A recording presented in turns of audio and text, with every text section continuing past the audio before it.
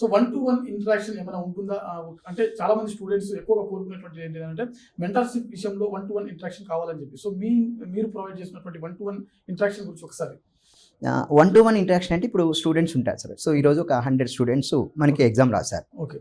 So వాళ్ళది evaluation చేసి within 3 డేస్లో ఎవాల్యుయేట్ చేసి ఇచ్చేస్తాం. ఓకే. సో ఆ రోజు ఏదైతే వాళ్ళు ఒక 5 క్వశ్చన్స్, 10 క్వశ్చన్స్, 15 క్వశ్చన్స్ రాస్తారో, సో ఇప్పుడు ఫర్ ఎగ్జాంపుల్ ఇండియన్ పాలిటీ ఉందనుకోండి. సో ఆ ఇండియన్ పాలిటీ 50 మార్క్స్కి ఉంటుంది. సో 5 క్వశ్చన్స్ ఇస్తాగా అదే రోజు ఆ యొక్క ఇండియన్ పాలిటీ ఫ్యాకల్టీ ఎవరైతే ఉంటున్నారో ఆ ఫ్యాకల్టీ చేత ఆ యొక్క క్వశ్చన్స్కి సంబంధించి ఎక్స్ప్లెనేషన్స్ కూడా క్లాస్ రూమ్లో చేస్తాం. That is a live sir, class room coaching. So ఎవరైనా స్టూడెంట్ ఆన్లైన్లో జాయిన్ అనుకోండి, ఈ 5 క్వశ్చన్స్ వాళ్ళు ఆన్లైన్లో లైవ్లో వినే అవకాశం కూడా కల్పిస్తాం.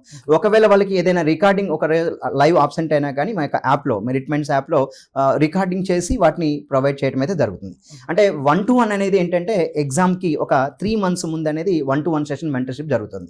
ఇప్పుడు మనకి ఇంకా నోటిఫికేషన్ రాలేదు కాబట్టి ఇప్పుడు స్టూడెంట్స్కి ఏం చేస్తామంటే ఎవ్రీ సండే ఆన్సర్ రైటింగ్ జరుగుతుంది. సో ఒక మెరిట్ మైండ్స్లో మాత్రమే ఆఫ్లైన్ స్టూడెంట్ ఎవరైతే ఉంటారో వాళ్ళకి ఎవ్రీ సండే ఆఫ్లైన్ అనేది ఏదైతే ఆన్సర్ రైటింగ్ ప్రాక్టీస్ ఉందో ఎవ్రీ సండే జరగడం ఒక మన మెరిట్ మైండ్స్లోనే జరుగుతుందండి. సో వివిధ సంస్థలు ఏం చేస్తాయంటే ఓన్లీ సిలబస్ చెప్పడం, పంపించడం. బట్ మా దగ్గర ఏంటంటే మొదటి వారం నుంచే ఆన్సర్ రైటింగ్ ప్రాక్టీస్ చేస్తారు.